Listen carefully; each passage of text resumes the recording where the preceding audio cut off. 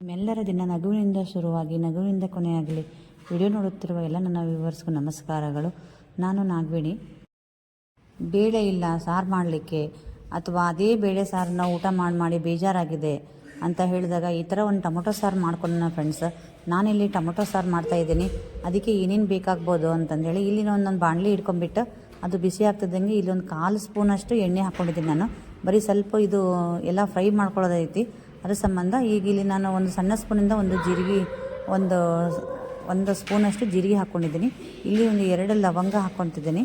ಹಾಗೆ ಒಂದು ಸ್ವಲ್ಪ 1 ಇಂಚಿನಷ್ಟು ಚಕ್ಕೆ ಹಾಕ್ಕೋಬೇಕು. ಹಾಗೆ ಒಂದು ಏಲಕ್ಕಿ ಮತ್ತು ಸ್ವಲ್ಪ ಒಂದು ಅರ್ಧ ಸ್ಪೂನಷ್ಟು ಕೊತ್ತಂಬರಿ ಕಾಳು ಹಬೀಜನ್ನು ಹಾಕ್ಕೊಂಡಿದ್ದೀನಿ. ಅವೆಲ್ಲ ಹಾಕ್ಕೊಂಡಿದ್ದಂಗೆ ಇಲ್ಲಿ ಈರುಳ್ಳಿನ ನಾನು ದೊಡ್ಡ ಕಟ್ ಮಾಡ್ಕೊಂಡಿದ್ದೆ. ಇದನ್ನು ಇದರಲ್ಲಿ ಹಾಕಿ ಚೆನ್ನಾಗಿ ಫ್ರೈ ಮಾಡ್ಕೋಬೇಕು. ಇದೇ ಥರ ನಾನು ತೋರಿಸೋ ರೀತಿ ಕರೆಕ್ಟಾಗಿ ನೀವು ಮಾಡ್ಕೊಂಡ್ರಿ ಅಂತಂದರೆ ಈ ಸಾರು ಸಖತ್ತ ಟೇಸ್ಟ್ ಇರ್ತೈತಿ. ನೀವು ಒಂದು ಸಲ ಮಾಡ್ಕೊಂಡು ಉಂಡ್ರಿ ಅಂತಂದರೆ ಪದೇ ಅದೇ ಸಾರು ಮಾಡ್ಕೊಂಡು ಊಟ ಮಾಡ್ತೀರಾ, ಹಾಗಿರುತ್ತೆ ಸಾರು. ಮತ್ತು ಇಲ್ಲಿ ನಾವು ಒಂದು ಮೀಡಿಯಮ್ ಗಾತ್ರದ ಬೆಳ್ಳುಳ್ಳಿ ಗಡ್ಡೆ ತಗೊಂಡ್ಬಿಟ್ಟು ಬೇಳೆ ಮಾಡಿ ನಾನು ಹಾಕ್ಕೊಂಡೆ. ಹಾಗೆ ಇಲ್ಲಿ ಮತ್ತು ಕರಿಬೇವು ಕೂಡ ಹಾಕ್ತೀನಿ. ಟೊಮೊಟೊದಲ್ಲಿ ಒಂದು 2-3 ಥರ ಸಾರು ಮಾಡ್ಬೋದು. ಟೊಮೊಟೊನ ನೀರಲ್ಲಿ ಕುದಿಯಾಕಿಟ್ಬಿಟ್ಟು ಅದನ್ನು ಕುದ್ದ ಮೇಲೆ ಸ್ಮ್ಯಾಶ್ ಮಾಡಿಬಿಟ್ಟು ಆ ಸಾರು ಮಾಡ್ಬೋದು. ಮತ್ತು ಟೊಮೊಟೊ ಹಾಗೆ ಹೆಚ್ಚಿಬಿಟ್ಟು ಒಗ್ಗರಣೆ ಹಾಕಿ ಅದನ್ನು ಚೆನ್ನಾಗಿ ಎಣ್ಣೆಯಲ್ಲಿ ಸ್ಮ್ಯಾಶ್ ಮಾಡಿಬಿಟ್ಟು ಆ ಥರ ಮಾಡ್ಬೋದು. ಇದು ರುಬ್ಬಿ ಟೊಮೊಟೊನ ಹುರ್ಕೊಂಬಿಟ್ಟು ರುಬ್ಬೋದು. ಈ ಸಾರು ಸಖತ್ತ ಟೇಸ್ಟ್ ಇರ್ತೈತಿ. ನೀವು ಒಂದು ಸಲ ಊಟ ಮಾಡಿದ್ರೆ ನಿಜವಾಗ್ಲೂ ಮತ್ತೆ ಮಾಡ್ಕೊಂಡು ಊಟ ಮಾಡ್ತೀರಾ. ನಾನಿಲ್ಲಿ ಇವೆಲ್ಲ ಚೆನ್ನಾಗಿ ಒಂದು ಸ್ವಲ್ಪ ಫ್ರೈ ಆಗಬೇಕಂತಂದೇಳಿ ನಾನು ಟೊಮೊಟೊ ಕಟ್ ಮಾಡ್ಕೊತಿದ್ದೆ. ಟೊಮೊಟೊನೂ ಹಾಕಿದ್ದೀನಿ. ಒಂದರಲ್ಲಿ ಒಂದು 4 ಪೀಸ್ ಮಾಡ್ಕೊತಿದ್ದೀನಿ. 2 ಟೊಮೊಟೊ ಹಾಕ್ಕೊಂಡಿದ್ದೀನಿ ನಾನಿಲ್ಲಿ. ನಿಮ್ಮ ಮನೇಲಿ ಅನುಸಾರವಾಗಿ ಮಾಡ್ಕೊಡಿ. ಇಲ್ಲಿ 4 ಮಂದಿಗೆ ಒಂದು ಹೊತ್ತು ಊಟಕ್ಕಾಗೋ ಅಷ್ಟೇ ನಾನು ಮಾಡಿದ್ದೀನಿ ಸಾರು. ಇದು ಟೊಮೊಟೊ ಈರುಳ್ಳಿ ಎಲ್ಲ ಸ್ವಲ್ಪ ಗೋಲ್ಡನ್ ಫ್ರೈ ಆಗಬೇಕು. ಈರುಳ್ಳಿ ಗೋಲ್ಡನ್ ಫ್ರೈ ಆದಮೇಲೆ ಟೊಮೊಟೊ ಹಾಕ್ಕೊಂಡ್ರಿ ಅಂತಂದರೆ ನಿಮಗಂದರೆ ಎಲ್ಲ ಹಸಿ ವಾಸನೆ ಹೋಗಿ ಚೆನ್ನಾಗಿ ಫ್ರೈ ಆದರೆ ಟೊಮೊಟೊ ಸಾರು ಊಟ ಮಾಡಲಿಕ್ಕೆ ಟೇಸ್ಟ್ ಆಗಿರ್ತೈತಿ. ಇಲ್ಲಿ ಆದಷ್ಟು ಹುಳಿ ಟೊಮೊಟೊನ ಹಾಕೋರಿ. ಮತ್ತು ಚೆನ್ನಾಗಿ ಹಣ್ಣಾಗಿರಬೇಕು ಟೊಮೊಟೊ. ಅಂದರೆ ನಾನಿಲ್ಲಿ ಹುಣಸೆ ಹುಳಿ ಏನು ಹಿಂಡಲ್ಲ, ಬರೀ ಟೊಮೊಟೊ ಅಷ್ಟೇ ಹಾಕೋದ್ರಿಂದ ನಾವು ಹುಳಿ ಆಗಿರೋದು ಮತ್ತು ಒಂದು ಸ್ವಲ್ಪ ಅದರಲ್ಲಿ ದೊಡ್ಡ ಗಾತ್ರದ ಟೊಮೊಟೊನ ತಗೊಂಡಿದ್ದೀನಿ ನಾನು. ಟೊಮೊಟೊ ಚೆನ್ನಾಗಿ ಫ್ರೈ ಆಗಬೇಕು ಫ್ರೆಂಡ್ಸ್, ಸಾಫ್ಟಾಗಿ ಅಲ್ಲಿವರೆಗೂ ಫ್ರೈ ಮಾಡ್ಕೋಬೇಕು. ಇಲ್ಲಿ ನಾನು ಹಸಿ ಶುಂಠಿ ಹಾಕ್ಕೊಂಡಿದ್ದೀನಿ ಒಂದು 2 ಇಂಚು. ಇದು ಆ್ಯಕ್ಚುಲಿ ಆಮೇಲೆ ರುಬ್ತೇವಲ್ಲ ಸ್ವಲ್ಪ ಇದರಲ್ಲಿ ಅಷ್ಟೇ ಒಂದು ಸ್ವಲ್ಪ ಬಿಸಿ ಆದರೆ ಸಾಕು. ಇದು ಸಾಫ್ಟ್ ಆಗಿತ್ತಲ್ಲ ಲಾಸ್ಟಿಗೆ ನಾನು ಇಲ್ಲಿ ಒಂದು ಸ್ವಲ್ಪ ಒಣ ಕೊಬ್ಬರಿನೂ ಕೂಡ ಹೆಚ್ಚಿಟ್ಕೊಂಡಿದ್ದೆ. ಒಣ ಕೊಬ್ಬರಿನೂ ಒಂದು ಸ್ವಲ್ಪ ಹಾಕ್ಕೋತಿದ್ದೆ. ಈ ಒಣ ಕೊಬ್ಬರಿ ಇದೆಯಲ್ಲ ಈ ಟೊಮೊಟೊ ಮತ್ತು ಮಸಾಲನ್ನ ಬ್ಯಾಲೆನ್ಸ್ ಮಾಡುತ್ತೆ. ಅಂದರೆ ಲಿಕ್ವಿಡ್ ಕನ್ಸಿಸ್ಟೆನ್ಸಿನ ಕರೆಕ್ಟಾಗಿ ಮೇಂಟೈನ್ ಮಾಡುತ್ತೆ. ಅದಕ್ಕೆ ನಾನು ಇಲ್ಲಿ ಕೊಬ್ಬರಿ ಹಾಕ್ಕೊತಾ ಇದ್ದೀನಿ. ಈ ಕೊಬ್ಬರಿ ಏನು ಫ್ರೈ ಆಗೋದು ಬೇಕಾಗಿಲ್ಲ, ಬಟ್ ಸ್ವಲ್ಪ ಸಾಫ್ಟ್ ಆಗಲಿ, ರುಬ್ಬಕ್ಕೆಲ್ಲ ಅನುಕೂಲ ಆಗುತ್ತೆ. ಇವೆಲ್ಲ ಉಳಿದ ಪದಾರ್ಥಗಳೆಲ್ಲ ಸಾಫ್ಟ್ ಆಗಿರ್ತಾವಲ್ಲ, ಅದು ಒಣ ಕೊಬ್ಬರಿ ಹಾರ್ಡಾಗಿರುತ್ತೆ ಅಂತ ಅದರಲ್ಲಿ ಹಾಕಿದ್ದೀನಿ. ಈಗ ಲಾಸ್ಟಿಗೆ ನಾನು ಕಸಗಸೆ ಹಾಕ್ತಿದ್ದೀನಿ. ಇದು ಕಸಗಸಿಗೆ ತುಂಬ ಟೇಸ್ಟ್ ಕೊಡ್ತೈತಿ. ನಾನಿಲ್ಲಿ ಹಿಂಗೆ ಡಬ್ಬೆಲ್ಲೇ ಹಾಕಿಡ್ಕೊಂಡಿದ್ದೀನಿ. ಇದು ಚೆನ್ನಾಗಿ ಸ್ವಲ್ಪ ಬೇಕಂದ್ರೆ ಸ್ವಲ್ಪ, ಜಾಸ್ತಿ ಬೇಕಂದ್ರೆ ಜಾಸ್ತಿ ಹಾಕ್ಕೊಳ್ಳೋಕೆ ಅನುಕೂಲ ಆಗುತ್ತೆ. ಆ ಥರದ್ದು ಐತಲ್ಲ ಅದು ಕ್ಯಾಪ್ ಅಂತ. ಈಗ ನಾನು ಕಸಗಸೆ ಹಾಕೊಂಡು ಚೆನ್ನಾಗಿ ಮಿಕ್ಸ್ ಮಾಡಿಕೊಂಡು, ಅಂದರೆ ಇದರಲ್ಲಿ ಹಾಕೋದ್ರಿಂದ ಕಸಗಸಿನ ಸಾಫ್ಟಾಗಿ ಅಲ್ಲಿ ಬಿದ್ದು ಹೋಗೋಂಗಿಲ್ಲ, ಇದಕ್ಕೆ ಹತ್ತಂಗಿಲ್ಲ ಪಾತ್ರೆಗೆ. ಚೆನ್ನಾಗಿ ಮಿಕ್ಸಿಲಿ ರುಬ್ಬೇಕಾರೆ ಗ್ರೇವಿಗಳು ಮಿಕ್ಸ್ ಆಗುತ್ತೆ ಅಂತಂದು ಹೇಳಿ ಇಲ್ಲಿ ನಾನು ಇದು ತಣ್ಣಗಾಗಬೇಕು, ನಾನು ಮಿಕ್ಸಿಗೆ ಹಾಕ್ಕೋಬೇಕು. ಅಷ್ಟು ತಣ್ಣಗಾಗೋ ಅಷ್ಟೊತ್ತಿಗೆ ಇಲ್ಲೊಂದು ನಾನು ಮತ್ತೆ ಒಂದು ಸಾರಿನ ಗುಂಡಿ ಇಟ್ಕೊಂಡಿದ್ದೇನೆ ನೋಡಿರಿ. ಈಗ ಅದಕ್ಕೆ ಇಲ್ಲಿ ನಾನು 1 ಸ್ಪೂನು ಎಣ್ಣೆ ಹಾಕ್ಕೊಂಡಿದ್ದೀನಿ. ಈ ಎಣ್ಣೆಗೆ ಸಾಸಿವೆ ಜೀರಿಗೆ ಹಾಕ್ಕೋತೀನಿ. ನೀವು ಜೀರಿಗೆ ಎಲ್ಲ ರುಬ್ಬಕ್ಕೆ ಹಾಕ್ಕೊಂಡಿದ್ವಲ್ಲ, ಬೇಡ ಅಂದರೆ ಡೈರೆಕ್ಟ್ ಖಾರದ ಪುಡಿ ಅರಿಶಿನ ಪುಡಿ ಒಗ್ಗರಣೆಗೆ ಅಷ್ಟೇ ಕೊಡ್ಬೋದು.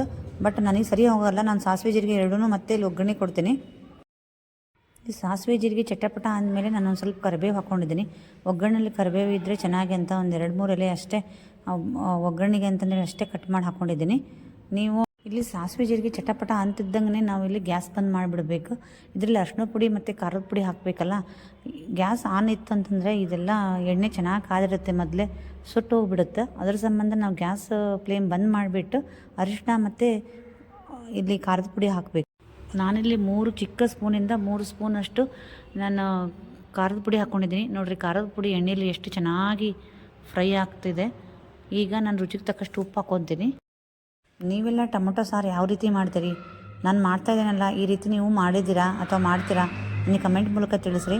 ಇಲ್ಲಿ ನಾನು ಅದು ಮಸಾಲ ಎಲ್ಲ ಹುರಿದಿಡ್ಕೊಂಡಿದ್ನಲ್ಲ, ಟೊಮೊಟೊ ಈರುಳ್ಳಿ ಅದೆಲ್ಲ ಈಗ ತಣ್ಣಗಾಗಿತ್ತು ನೋಡಿರಿ. ನಾನು ಇಲ್ಲೊಂದು ಮಿಕ್ಸಿ ಜಾರಿಗೆ ಹಾಕ್ಕೊಂಬಿಟ್ಟು ಇದನ್ನು ಇವಾಗ ರುಬ್ಕೊಂಬರ್ತೀನಿ. ಇದೆಲ್ಲ ಮಿಕ್ಸಿ ಜಾರಿಗೆ ಹಾಕ್ಕೊಂಬಿಟ್ಟು ಲಾಸ್ಟಿಗೆ ನಾನಿಲ್ಲಿ ಕೊತ್ತಂಬರಿ ಸೊಪ್ಪು ಚೆನ್ನಾಗಿ ವಾಶ್ ಮಾಡಿ ಇಟ್ಕೊಂಡಿದ್ದೆ, ಅದನ್ನು ನಾನು ಹಾಕ್ಕೊಂಬಿಟ್ಟು ಇಲ್ಲಿ ಇದನ್ನು ಫೈನಾಗಿ ಪೇಸ್ಟ್ ಮಾಡ್ಕೊಂಬರ್ಬೇಕು.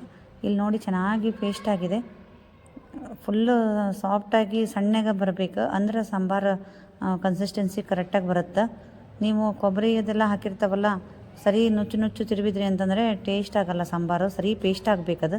ನೋಡಿರಿ ಈ ಥರ ಹಾಕಿದ್ದೀನಿ ನಾನು. ಈಗ ಇದಕ್ಕೆ ನಾವು ಒಗ್ಗರಣೆ ಹಾಕ್ಕೊಂಡಿದ್ವಲ್ಲ ಆ ಪಾತ್ರೆಗೆ ಇದನ್ನೆಲ್ಲ ಹಾಕ್ಕೊಂಡು ಮಿಕ್ಸ್ ಮಾಡ್ಕೋಬೇಕು ಚೆನ್ನಾಗಿ. ನಿಮಗೆ ಸಾರಿನ ಕನ್ಸಿಸ್ಟೆನ್ಸಿ ನೀವು ಯಾವ ಥರ ಊಟ ಮಾಡ್ತೀರಿ ನೋಡಿರಿ. ಭಾಳ ನೀರು ಬೇಕಂದರೆ ನೀರು, ಅಥವಾ ಕರೆಕ್ಟಾಗಿ ಸಮವಾಗಿರ್ಬೇಕಂದ್ರೆ ಸಮವಾಗಿ. ನಾನಿಲ್ಲಿ ಸಮವಾಗಿ ಹಾಕ್ಕೊತೀನಿ. ಈ ಮಿಕ್ಸಿ ಜಾರಾಗೆಲ್ಲ ಹತ್ತಿತ್ತಲ್ಲ ಇದು ನಾವು ರುಬ್ಬಿದ್ದು, ಅದನ್ನೆಲ್ಲ ತೊಳೆದ್ಬಿಟ್ಟು ನಾನು ಇದಕ್ಕೆ ಹಾಕ್ಕೋತೀನಿ. ಇದು ಹಾಕ್ಕೊಂಡು ನಾನು ತುಂಬ ನಾನು ಮಾಡ್ಕೋತೀನಿ. ನಾನು ಕರೆಕ್ಟಾಗಿ ಬರುತ್ತೆ ಕನ್ಸಿಸ್ಟೆನ್ಸಿ ನಂದು. ಫುಲ್ ನೀರೂ ಆಗಲ್ಲ, ಗಟ್ಟಿನೂ ಆಗಂಗಿಲ್ಲ. ನೀವು ಅದನ್ನೇ ಕರೆಕ್ಟಾಗಿ ನೋಡಿಕೊಂಡು ಹಾಕ್ಕೊಂಡು ಇದಕ್ಕೆ ಚೆನ್ನಾಗಿ ಕುದಿಬೇಕು, ಇದು ಕುದಿಸ್ಕೋಬೇಕು. ನನಗೆ ಬೋರ್ ಆಗಿದೆ, ಬಾಯಿಗೆ ಏನಾದರೂ ಚೆನ್ನಾಗಿ ತಿನ್ನಬೇಕು ಅಂದಾಗ, ಶೀತ ಆದಾಗಂತೂ ಈ ಸಾಂಬಾರು ತುಂಬ ಚೆನ್ನಾಗಿರುತ್ತೆ ರೀ. ಒಂದು ಸಲ ಟ್ರೈ ಮಾಡಿರಿ. ಬಿಸಿ ಅನ್ನಕ್ಕೆ ಈ ಸಾಂಬಾರು ಹಾಕೊಂಡು ಊಟ ಮಾಡಿದ್ರೆ ಶೀತ ಆಗಿದ್ದು ಎಲ್ಲ ಕಿತ್ಗಟ್ಟು ಹೋಗುತ್ತೆ, ಅಷ್ಟು ಚೆನ್ನಾಗಿರ್ತೈತಿ.